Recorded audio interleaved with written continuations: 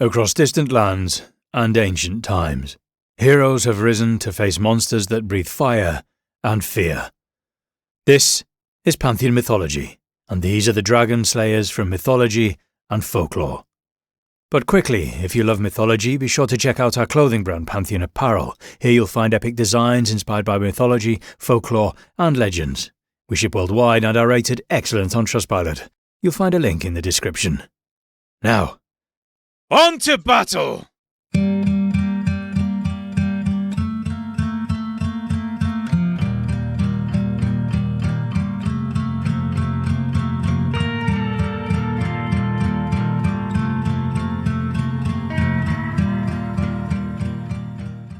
Where else to begin our quest for dragon slayers but with perhaps the most famous of all, St. George. George is the patron saint of several countries and numerous cities around the world. Churches and monasteries dedicated to him stand testament to his enduring legacy. The historical George was a Christian soldier of Greek origin, born around AD 256 to 285 and martyred in 303. He served as an officer in the guard of the Diocletian, a Roman emperor known for his fierce anti-Christian policies, which ultimately led to George's execution by beheading after he refused to recant his faith. The legend of George slaying a dragon does not appear in historical texts until many centuries after his death, with the most famous account recorded in the 11th century and later popularized by Jacobus de Voraine's Golden Legend in the 1260s.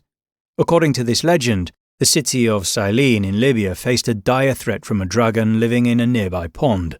This dragon terrorized the populace not just through its fearsome presence, but also by poisoning the air around it. Initially, the dragon demanded 2 sheep a day as a tribute to abstain from attacking the city's inhabitants, but once the sheep were depleted, the dragon's appetite was satiated with the flesh of the young townsfolk, chosen by lottery. The narrative reaches a critical moment when the lot falls upon the king's daughter, dressed as if for her own wedding and left by the pond to face her grim fate. It was then that George happened upon her. Moved by her plight, he vowed to rescue her in the name of Jesus Christ. As the dragon approached to claim its victim, George faced it head-on, making the sign of the cross before charging and spearing the beast with such force that it was immediately subdued. George then used a clever tactic to demonstrate the power of faith to the onlookers. He had the princess use her girdle as a leash, turning the fierce dragon into a docile creature that followed them back to the city. The terrified citizens watched as George led the subdued beast through the streets, then offered them a deal. If they converted to Christianity, he would rid them of the dragon for good. Moved by the miracle they had just witnessed, and perhaps eager to be rid of their tormentor, 15,000 citizens converted. George fulfilled his promise by killing the dragon, which was so large that its body had to be carted away in 4 ox carts. In commemoration of this miraculous event, a church dedicated to George and the Virgin Mary was erected in Cyllene, cementing his status not just as a martyr, but as a legendary dragon slayer. In the heart of Norse mythology lies the tale of Sigurd, a hero whose saga has influenced stories across centuries. His legend, as told in the Volsunga saga, is filled with heroism, treachery, and a tragic fate that echoes through time. Raised by his foster father, Regin, Sigurd learns of a terrible curse tied to a treasure hoarded by a fearsome dragon named Fáfnir. Fáfnir, once Regin's brother, killed their father, King Hridmar, to seize this treasure, transforming into a dragon to guard it. Driven by revenge, Regin urges Sigurd to slay the dragon and reclaim the treasure, but there's a dark secret Regin withholds. This treasure is cursed, a fate sealed by the gods themselves. Before setting out on his quest, Sigurd reforges his father's shattered sword, Gram, a weapon of legendary power. With Odin's guidance, he sets up a trap for the dragon, digging a pit along the path Fáfnir travels to drink from a stream. As the dragon approaches, spewing poison, Sigurd strikes from below, driving his sword into Fáfnir's heart. In his dying moments, the dragon warns Sigurd of the curse that comes with the treasure, a warning the young hero disregards. Claiming the treasure, Sigurd soon discovers the weight of the curse. Regin, the very man who raised him, plots to betray Sigurd and take the hoard for himself. Sensing this treachery, Sigurd kills Regin, securing the treasure, but the curse continues to follow him. Sigurd's story also entwines with a tragic romance. After slaying the dragon, he encounters Brynhild, a Valkyrie, and they fall deeply in love. However, through trickery and betrayal, both are led into marriages with other people, setting off a chain of events that eventually leads to Sigurd's death. He is murdered in his sleep by his brother-in-law, becoming a victim to the curse he once ignored. Another slayer from Norse times is the legendary Ragnar Lothbrok, whose name is often synonymous with Viking heroism and adventure. His tale is rich with exploits that straddle both history and legend, and while he's best known for his raids across Europe, one of his most striking feats is the slaying of not one, but two dragon-like creatures. According to the Gesta Danarum, the historical text by Saxo Grammaticus, Ragnar sought to marry Tora Borgrahjord, the daughter of Herud, Earl of Jurtaland. However, Tora had been tasked with raising a pair of serpents which grew into enormous, deadly lindworms, creatures that plagued the region with their poisonous breath. Her father, desperate to rid his land of these beasts, promised Tora's hand to any man who could slay the monsters. Ragnar, always one for a challenge, took on the task. He dressed in woolen trousers, which earned him the famous nickname Lothbrok, meaning hairy breeches or shaggy pants. To protect himself further, Ragnar soaked the trousers in water and let them freeze in the cold air, forming a kind of primitive armour. With a spear tied to his right hand, he confronted the lindworms, their deadly venom proving ineffective against his thick protective clothing. After a fierce struggle, Ragnar managed to spear both lindworms through their hearts, claiming victory and earning Tora as his wife. This feat not only elevated Ragnar's reputation as a dragon slayer, but also cemented his role as a larger-than-life figure in Norse lore. Tora would go on to bear him 2 sons, but their marriage was cut short when Tora tragically died of illness. Susanoo, the tempestuous god of storms and seas in Japanese mythology, is known for his famous feat, slaying the 8-headed dragon Yamata no Orochi. After being banished from the heavens by his father, Izanagi, for wreaking havoc, Susanoo descended to the province of Izumo. There he met an elderly couple who were grieving an impending loss of their final daughter, Princess Kushinada Hime, to the monstrous Orochi. The dragon had already devoured 7 of their daughters, and Kushinada was the next in line to be sacrificed. Moved by the couple's sorrow and struck by the beauty of Kushinada, Susanoo vowed to save her in exchange for her hand in marriage. He devised a clever plan, instructing the couple to brew 8 vats of powerful sake, which were placed outside the dragon's lair, each in front of one of Orochi's 8 heads. As the dragon arrived, it greedily drank the sake, becoming intoxicated and falling into a deep slumber. With the dragon incapacitated, Susanoo seized the moment. Unsheathing his sword, he swiftly decapitated each of Orochi's heads and severed its 8 tails. While cutting through the final tail, his blade struck something hard, a sword, later named Kusanagi no Tsurugi. This legendary weapon became one of Japan's 3 sacred treasures, representing valor, and was later presented to his sister, Amaterasu, the sun goddess, as a symbol of reconciliation. Staying in Japan, we have Tocoo, a remarkable and unique dragon slayer from the early 14th century. Tocoo hailed from the Shima province, where she grew up learning jiu-jitsu, fencing, swimming, and fishing under the tutelage of her father, Oribe Shime, a renowned samurai. However, her father's fame became his undoing when he was wrongfully accused of causing Emperor Hojo Takatoki to fall ill. As a result, Oribe was exiled to the remote Oki Islands, leaving Tocoo devastated. Unable to accept this separation, Tocoo resolved to reunite with her father. She sold everything she owned to fund the difficult journey across Japan. When she reached the coast, the Oki Islands were within sight, but she lacked the funds to hire a boatman for the final leg of her journey. Undeterred, Tocoo acquired a leaky boat and, showing immense courage, crossed the treacherous waters herself. Upon reaching the islands, she reached for her father, but to no avail. As she rested in despair, Tocoo overheard the cries of a young girl. The girl was to be sacrificed to the dragon Yofune Nushi, who demanded an annual tribute of a young virgin, threatening the people of the island with destruction. Brave and determined, Tocoo took the girl's place, praying to Buddha for strength before diving into the sea with a dagger clenched between her teeth. Underwater, she discovered the dragon's lair, where she found a statue of the emperor, a symbol of his misguided judgment. Resisting her anger, she tied the statue to her belt. The dragon, Yofuna Nushi, soon appeared, attacking her ferociously. Tocoo fought back, stabbing the beast in the eye, forcing it to retreat. She pursued the wounded dragon to its cave, where after a fierce battle, she killed it. Triumphant, Tocoo returned to shore with the dragon's lifeless body. The locals were amazed by her bravery, and the news of her heroic act quickly spread. When the emperor learned of Tokoo's feat, he realized that his illness had been caused by the dragon's curse, as evidenced by the statue she had retrieved. In gratitude, he lifted the exile on her father, Oribe Shima, and welcomed Tocoo into his court, bestowing upon her the honour of becoming a samurai. In the legendary Anglo-Saxon poem Beowulf, written between 700 and 1000 AD, our hero Beowulf faces off against three monstrous enemies, with his final battle being against a fearsome dragon. Beowulf, now an aging king of Geats, faces the dragon after a slave, in an attempt to win favour, steals a golden cup from the creature's treasure hoard. The dragon, angered by the theft, begins terrorising the countryside, burning villages and killing innocents. Despite his advanced age, Beowulf takes it upon himself to fight the dragon, aware that it may be his final battle. Accompanied by a group of warriors, he tracks the dragon to its lair, where he delivers a stirring speech about his past triumphs.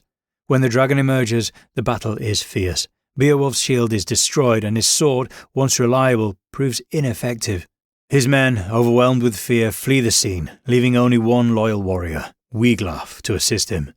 Wiglaf bravely injures the dragon, and Beowulf delivers the fatal blow with a dagger, but not before being mortally wounded. As he lay dying, Beowulf admires the dragon's treasure hoard, symbolising the fleeting nature of glory and wealth. Naming Wiglaf as his successor, Beowulf dies a noble death, leaving his people in mourning. His funeral is accompanied by a woman's ominous song foretelling the fall of the Geatish kingdom, an inevitable outcome after the hero's passing. Heracles, one of the most celebrated figures in Greek mythology, was known not only for his unmatched strength but also for his remarkable endurance in the face of daunting trials. His famous 12 labours were a punishment, a path to redemption, and a test of his legendary might. These labours were assigned to him after a tragedy brought on by the goddess Hera, who had long harboured a hatred for Heracles. In a fit of madness caused by Hera, Heracles killed his wife and children. Seeking to atone for this horrific act, Heracles turned to the oracle Delphi, who advised him to serve King Eurystheus of Mycenae, completing a series of impossible tasks to purify himself. One of these labours, and perhaps the most dangerous, was slaying the Lernaean Hydra, a multi-headed serpent-like creature that terrorised the region of Lerna. The Hydra lived in the swamps near the springs of Armimone, where it guarded an entrance to the underworld. What made this creature so deadly was its regenerative power. Each time one of its heads was cut off, 2 more would grow in its place. To make matters worse, its breath was poisonous, and just being near it could prove fatal. Heracles set out on this perilous task with the help of his nephew, Iolaus, who would prove instrumental in defeating the beast. When they arrived at the Hydra's lair, Heracles first used flaming arrows to draw the creature out of its den.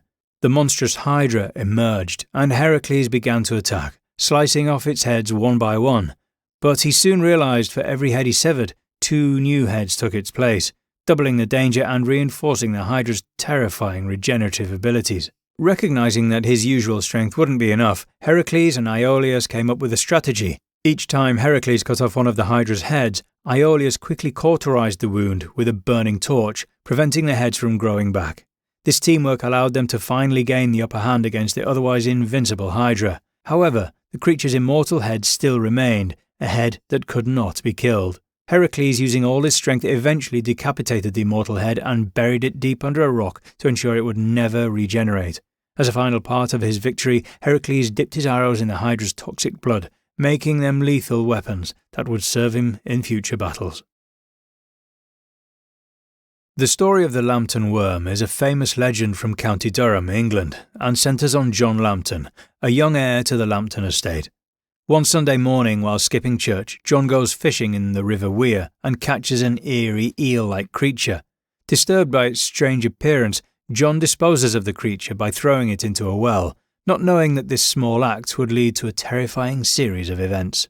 Years later, while John is away fighting in the Crusades, the creature grows into a massive, fearsome worm. It emerges from the well and begins to terrorise the surrounding villagers. The Lampton Worm coils itself around Worm Hill, devours humans, livestock, and drains cows of their milk, bringing fear and destruction to the land.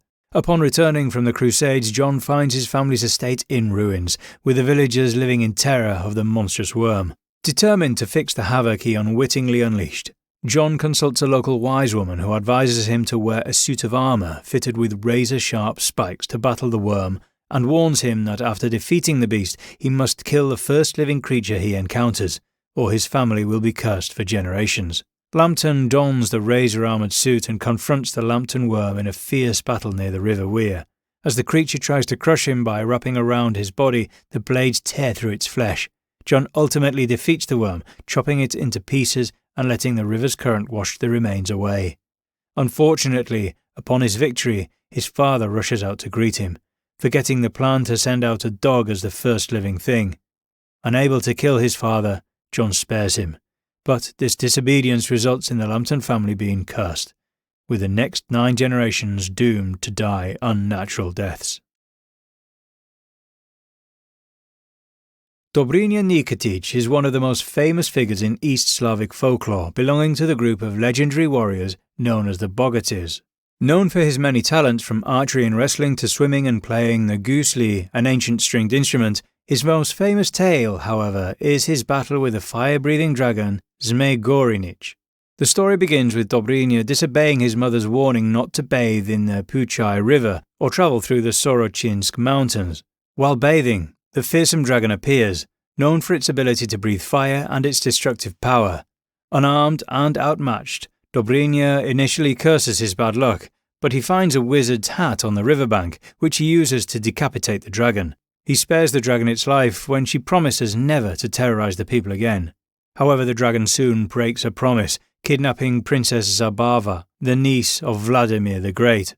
Given the choice between rescuing the princess or facing death, Dobrynya embarks on a rescue mission. He equips himself with a magical silken whip and sets out to confront Zmej on horseback. Upon reaching the dragon's cave, he kills her dragon offspring and engages the mother in a 3-day battle. Each time his horse tires, Dobrynya would strike it with a magical whip, renewing its strength for the fight. After an intense struggle, Dobrynya slays the dragon, but finds himself stuck in the dragon's thick blood, which covers the mountain. After 3 days of being trapped, a heavenly voice advises him to plunge his spear into the ground and recite an incantation, which causes the earth to absorb the blood and frees him. Dobrynya then rescues Princess Zabava and returns to Kiev, celebrated for his victory and ready for more adventures. The Wawel Dragon is said to have lived on Wawel Hill, a limestone outcrop in the city of Krakow, Poland. During the time of the dragon's reign, Krakow was the capital of the country, and it was ruled by the legendary King Krakus, the city's founder in the 8th century. According to the legend, despite knowing that a fierce dragon inhabited the cave in the hill's rock face, Krakus established his kingdom there, a decision that led to great trouble for the newly settled population. The dragon, as described in Wincenty Kardłubek's Chronica Polonorum, meaning Chronicle of Poland, was ferocious and soon began preying on the people of Krakow. In exchange for peace, the dragon demanded a weekly tribute of cattle, which it devoured whole, much to the horror of the townspeople. King Krakus, ashamed of being unable to control the beast, sought to put an end to its tyranny. Along with his 2 sons, Krakus devised a plan to kill the dragon. After many failed attempts to defeat the creature through combat, Krakus's sons came up with a clever strategy. They filled the cattle skins with sulphur and left them for the dragon to eat. The beast, in its gluttonous habit of swallowing its meals whole, was unaware of the trap. Once it consumed the sulphur-filled skins, the dragon was suffocated from within and died. However, this victory came at a price. One of the king's sons, also named Krakus, killed his elder brother in an attempt to take sole credit for the slaying of the dragon. Krakus Sr. believed his younger son's deception, and the young Krakus inherited the throne, but when the truth was eventually uncovered, Krakus the Younger was banished from the kingdom.